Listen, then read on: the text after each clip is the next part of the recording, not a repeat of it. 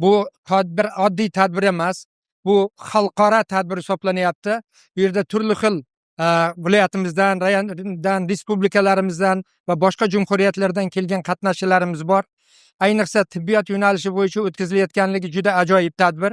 Chunki bu tashkilotchilari ezgu niyatlari bilan xalqimizning, yurtimizning xizmatini qiladigan o'lmas kasb egasi bo'lgan tibbiyot xodimlari uchun ajoyib tadbirni boshlab berdi.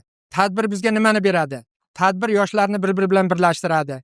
Institutlarimizni, universitetlarimizni davlat, nodavlat bo'lishdan qat'iy nazar bir-biri bilan muloqotga chaqiradi va ezgu bitta niyati bor, o'sha O'zbekiston xalqiga tibbiyotni yaxshi rivojlantirish va xalqimizning sog'ligi, salomatligi yo'lida yaxshi bir qadam qo'yib berdi.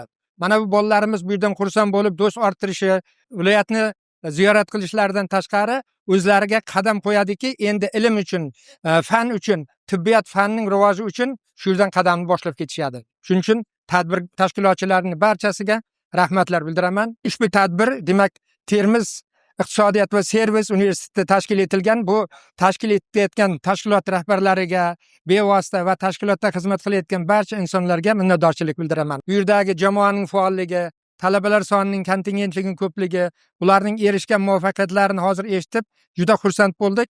Ishlariga rivoj tilaymiz.